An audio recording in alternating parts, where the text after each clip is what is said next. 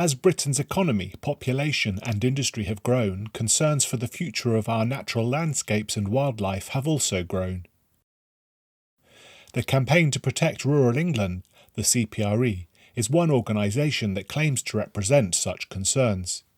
For country like this, the Council for the Preservation of Rural England has been fighting a battle for many years, fighting to preserve such unspoiled beauty as this, for instance, from unsightly pylons.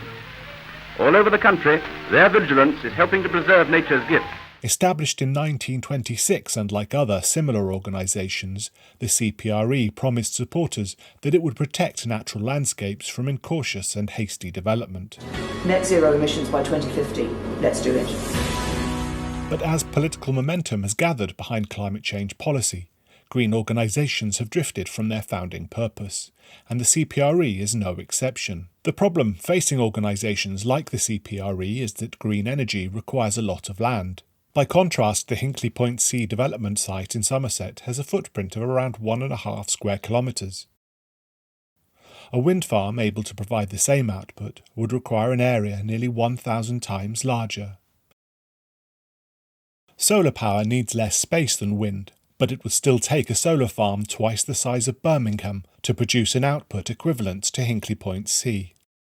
When it is completed, Hinkley Point C will provide approximately 7% of the UK's anticipated electricity demand. 14 plants the same size would have a combined footprint of just 21 square kilometres and could meet Britain's entire electricity demand. But a wind farm with that same footprint would provide only around 0.1% of the UK's total energy supply, and only on an intermittent basis.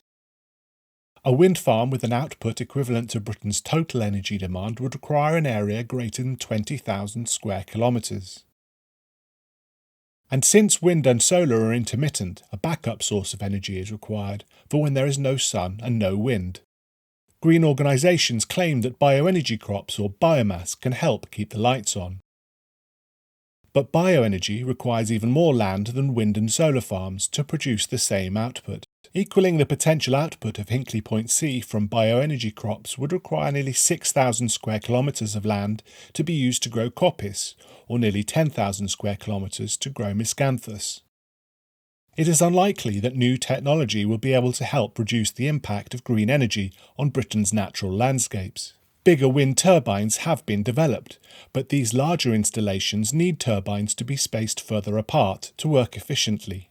Thanks to new technological developments, the cost of solar panels has fallen, but solar PV cells have not become more efficient, meaning that they will require just as much land, which will become more expensive when an ever greater area is required to meet green policy targets. The dash for renewable energy has already transformed much of Britain's landscape.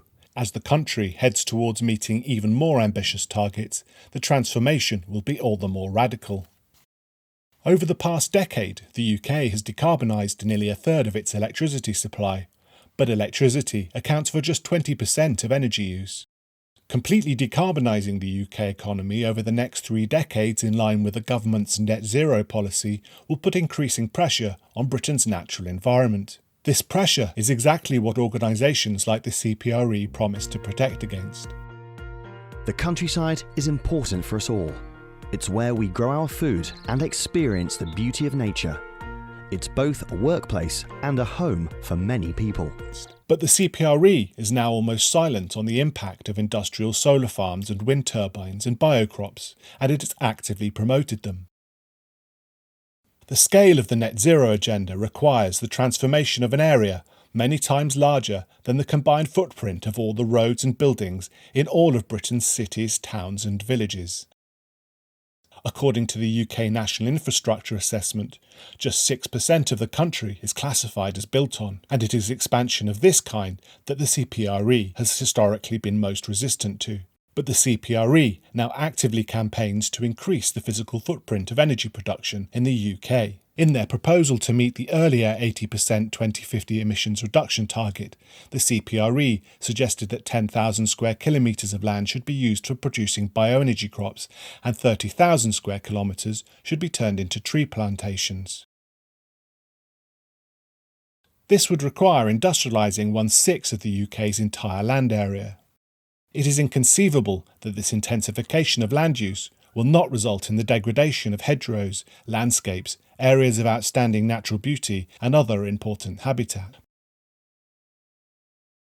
Moreover, this proposal required that energy demand is significantly reduced and that large amounts of energy are imported. If energy imports become too expensive or the emissions reduction target becomes a political liability, the impact will fall first on the very thing that the CPRE claims to protect, the natural environment. Now that ambitions have been raised from 80% to 100%, the CPRE's response has not been to make the argument for caution, but to raise the ambition further, to achieve net zero by 2045 rather than by 2050. Very far from its founding purpose, the CPRE now seems to exist to campaign for the English countryside to be sacrificed. To find out more, download the reports from the GWPF website.